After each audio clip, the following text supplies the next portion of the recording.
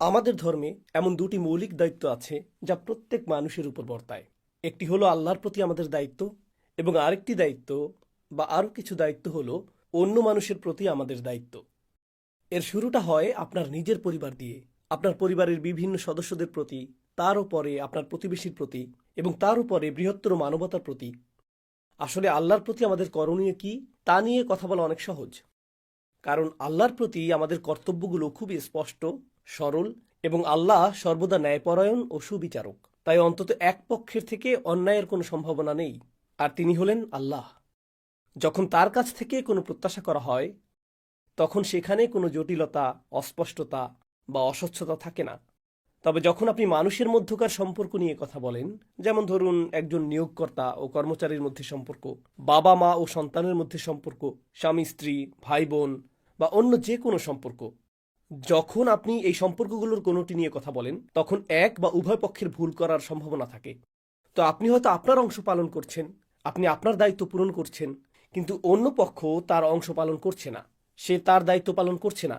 যখন এমনটা ঘটে, তখন এটা বলা খুবই সহজ যে সে তো তার দায়িত্ব পালন করে না, তাহলে আমি কেন আমারটা করব। সুতরাং আল্লাহর সাথে আমাদের যে সম্পর্ক, তা মূলত খুবই মৌলিক, খুবই সহজ, খুবই সরল। আসলে ভুল করার একমাত্র সম্ভাবনা আমার দিক থেকেই থাকে। আর এ কারণেই আমরা তার সাথে আমাদের সম্পর্ক শুরু করেছি মানব ইতিহাসের প্রথম দোয়া দিয়ে, রব্বানা যালামনা আনফুসানা ওয়া ইল্লাম তাগফির লানা ওয়া তারহামনা লানাকুনান্না মিনাল খাসিরিন। হে আমাদের প্রভু, আমরা নিজেদের উপর জুলুম করেছি, যদি আপনি আমাদেরকে ক্ষমা না করেন এবং দয়া না করেন, আমরা ক্ষতিগ্রস্তদের অন্তর্ভুক্ত হব। আল্লাহ ভুল করবেন এমন কোনো সম্ভাবনা নেই। وما ظلمونا ولكن كانوا أنفسهم يظلمون।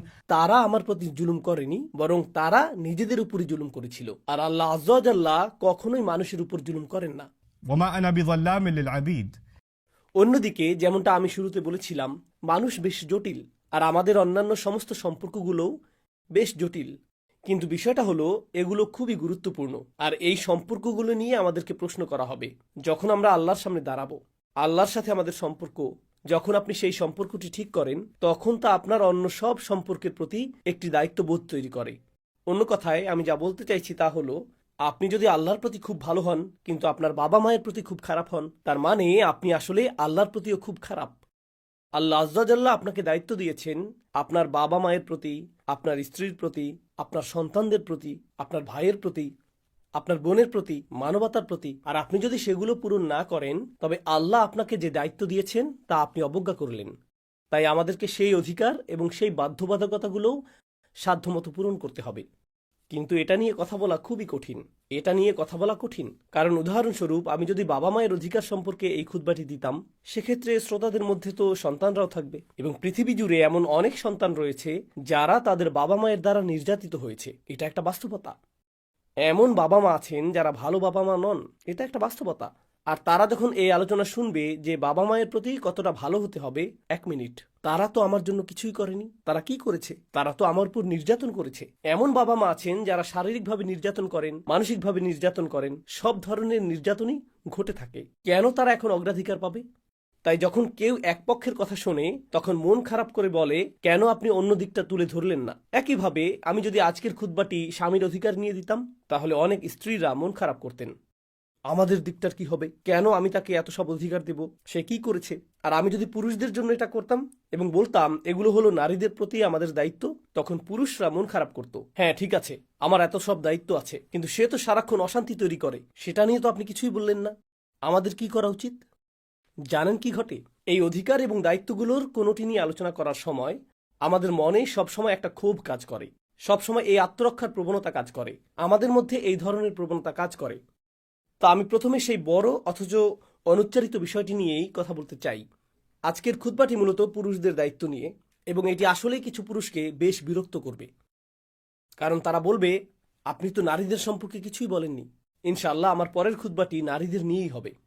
তাই আমি প্রতিশ্রুতি দিচ্ছি যে তাদেরকেও আমি সমানভাবে বিরক্ত করব।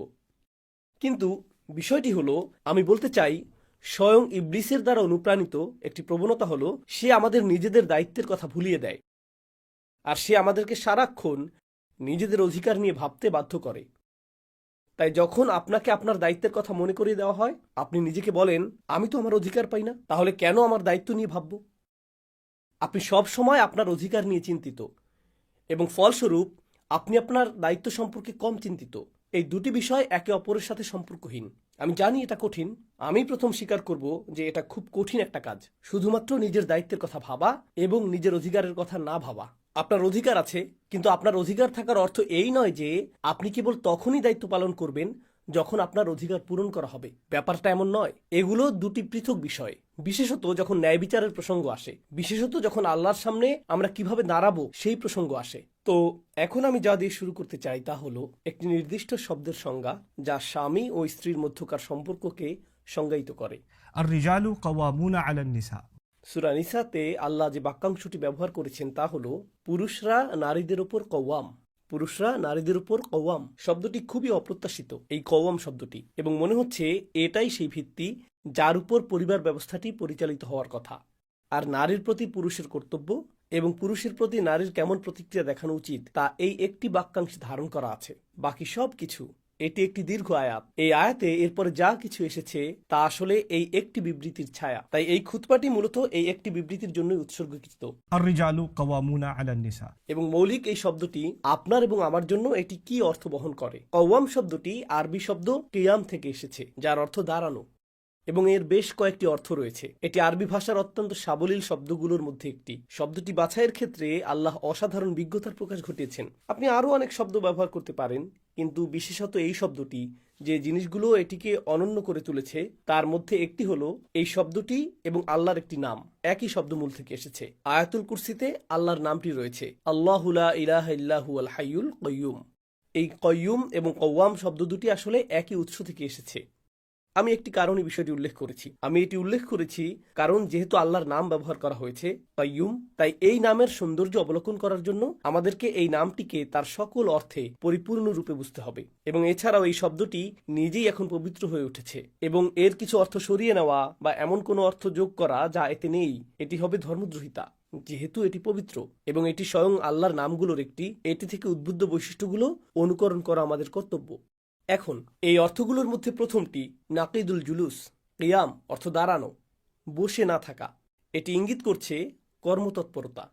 যেমন কেউ প্রতিনিয়ত কোনো কিছুতে নিযুক্ত রয়েছে যে কখনো নিষ্ক্রিয় থাকে না।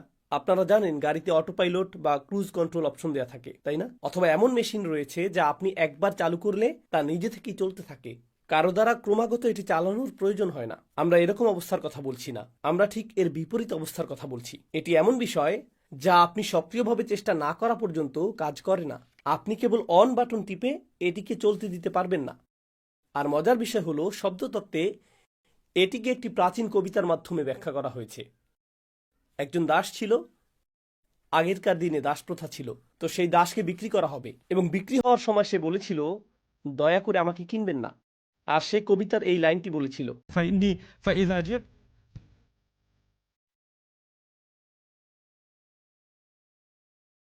সে বলল আমাকে কিনবেন না, কারণ যদি আমি ক্ষুধার্ত থাকি আমার খুব বিরক্ত লাগে, আমি মোটেই কাজ করতে পারি না, আমার কিছুই করতে ইচ্ছা করে না, তাই আমাকে দিয়ে কোনো কাজ করাতে পারবেন না, বিশেষত যখন আমি কি ক্ষুধার্ত। আর যদি আমি ভালো করে খাই, আমি শুধু ঘুমাতে ভালোবাসি। so কিন্তু যখন সে বলছে আমি ক্ষুধার্ত, আমি মোটেও সক্রিয় নই, সে কওমা শব্দটি ব্যবহার করছে। আমি যা বলতে চাচ্ছি, আমি আপনাদেরকে এখানে যা বলার চেষ্টা করছি তা হলো এই শব্দের অর্থের মাধ্যমে এমন কাউকে বোঝায় যে প্রতিনিয়ত সক্রিয়। তো এটাই হলো পারস্পরিক সম্পর্ক নিয়ে আমার এবং আপনার জন্য প্রথম ইঙ্গিত। এই সম্পর্ক এমন কিছু নয় যা নিজে থেকেই টিকে থাকবে, আপনাকে সক্রিয়ভাবে সম্পর্কটি বজায় রাখতে হবে। স্বামী স্ত্রীর মধ্যে ভালোবাসা এমন কিছু নয় যা নিজে থেকেই চলতে থাকে, এটিকে পরিচর্যা, লালন এবং বিকশিত করতে হয়। এটি এমন কিছু যেখানে বারবার ফিরে আসতে হয়। আপনি ধরে নিতে পারবেন না যে এটি বিদ্যমান, এটি শুকিয়ে যেতে পারে এবং এটি ক্ষয়ে যেতে পারে।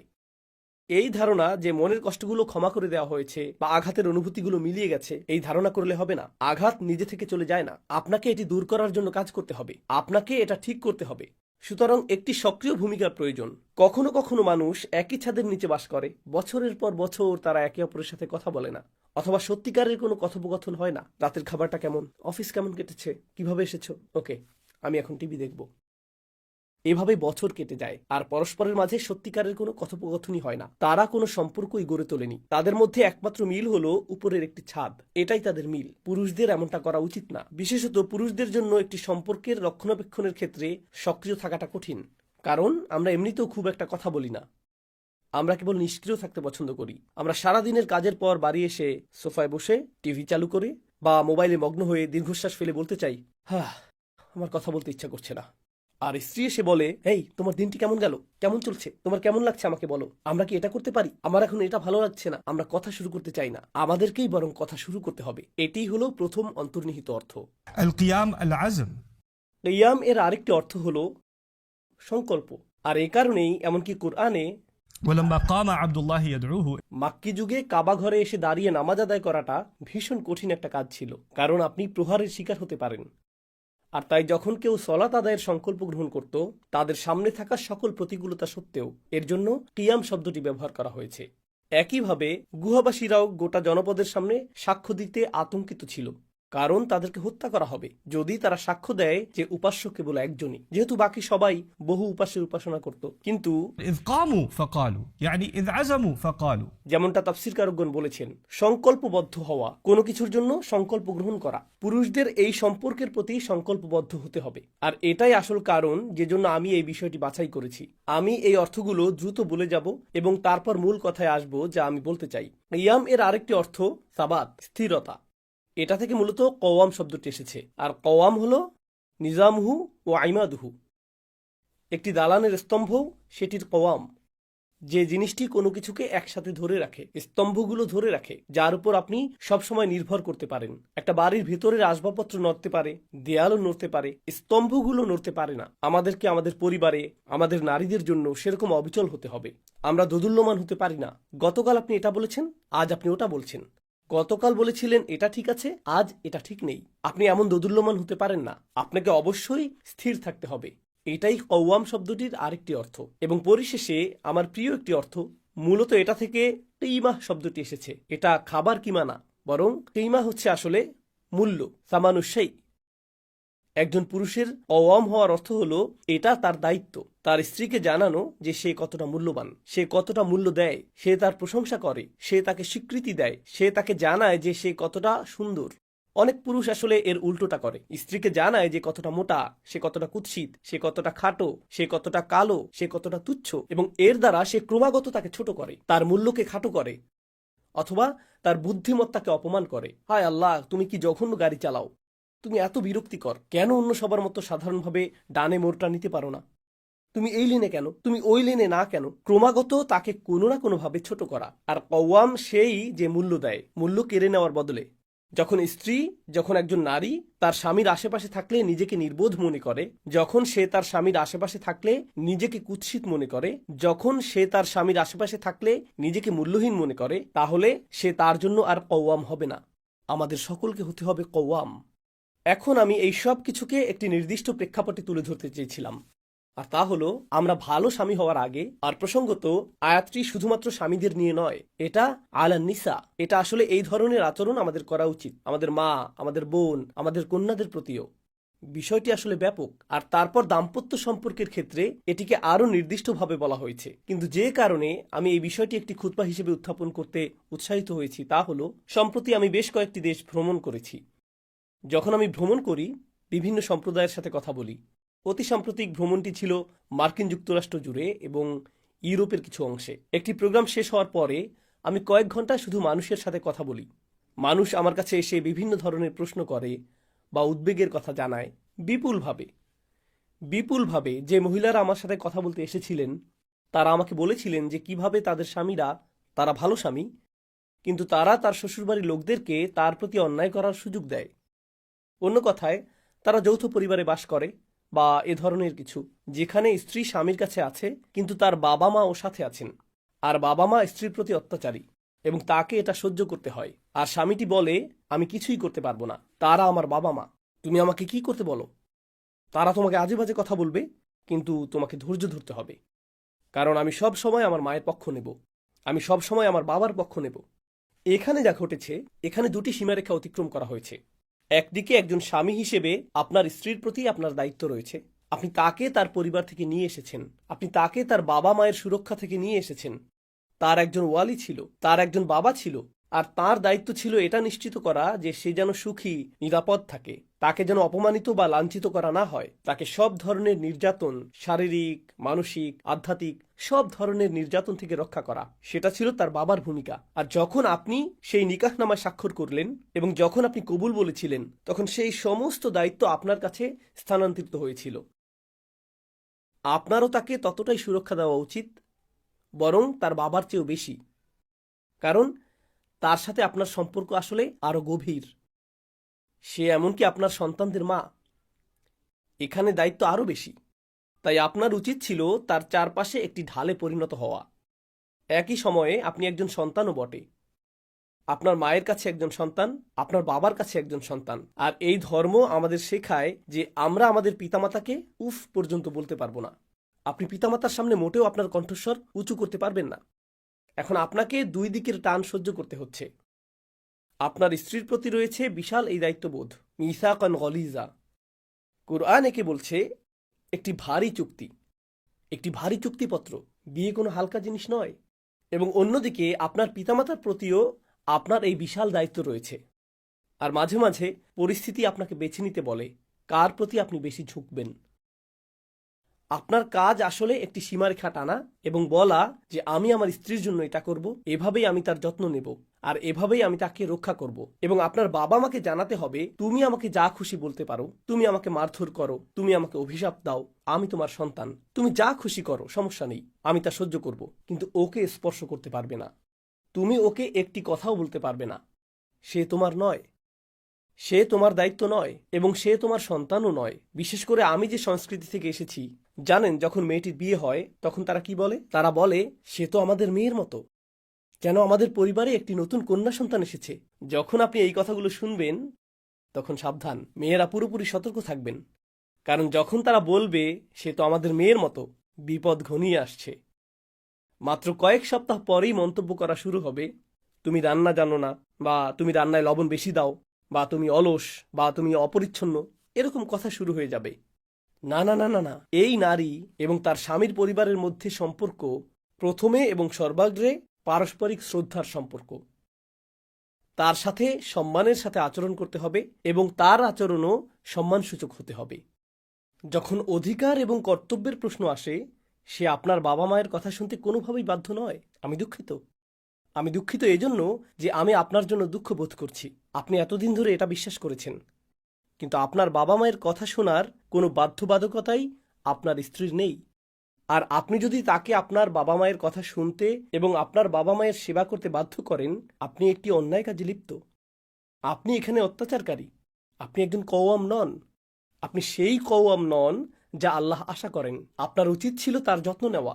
আপনি পরিবারে কোনো চাকরানি নিয়ে আসেননি। আর তাকে আপনার এই লেকচার দেওয়া উচিত না যে তোমাকে ধৈর্য ধরতে হবে, তারা বড়, তারা যা খুশি বলতে পারে। না না না না না না। এমনকি যখন আমাদের পরিবারও ভুল কিছু করে, আল্লাহ আমাদেরকে ন্যায়ের পক্ষে দাঁড়ানোর আদেশ দিয়েছেন। এমনকি যদি তা ولو على أنفسكم أو والدين والأقربين।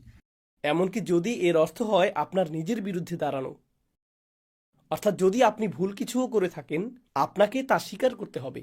আর যদি আপনার বাবা মাও ভুল কিছু করেন, আপনাকে ভালোবাসার সাথে, সম্মানের সাথে, মাথা নিচু করে, নম্র কণ্ঠে তবুও তাদেরকে বলতে হবে তুমি এটা করতে পারো না, তুমি এটা করতে পারো না, বাবা এটা ঠিক নয়, আমি এটা হতে দিব না।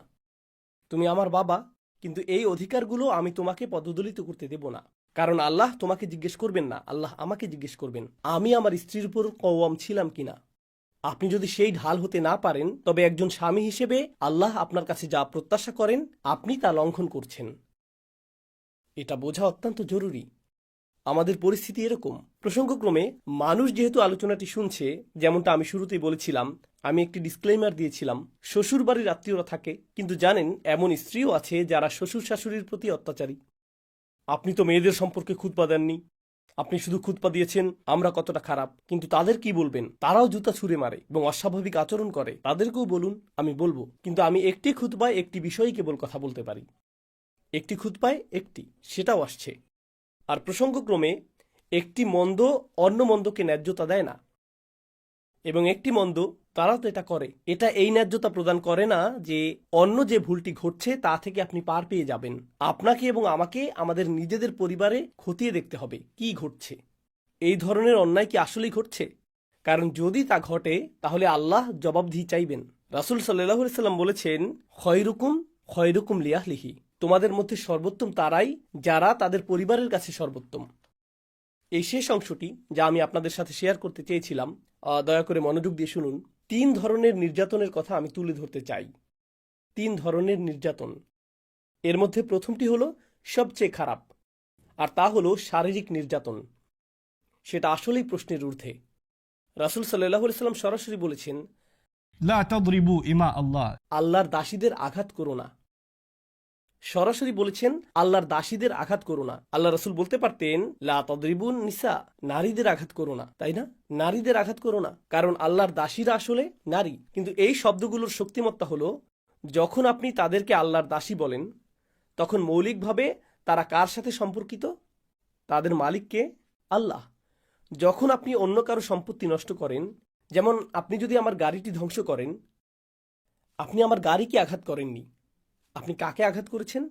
আপনি আমাকে আঘাত করেছেন। যদি আপনি আমার সন্তানের ক্ষতি করেন, আপনি শুধু আমার সন্তানকে বিরক্ত বা আঘাত করেননি, আপনি কাকে আঘাত করেছেন? আমাকে। আমি এর প্রতিশোধ নেব। যদি তারা আল্লাহর সম্পত্তি হয় আর আপনি তাদেরকে আঘাত করেন, কে এর প্রতিশোধ নেবেন? আল্লাহ। لا تضربوا إماء الله. সাবধান, তারা আল্লাহর সম্পত্তি। রাসূল এটাই বলেছেন সাল্লাল্লাহু আলাইহি সাল্লাম। তাই শারীরিক নির্যাতন একেবারেই প্রশ্নাতীত, এটা একেবারেই প্রশ্নের অতীত।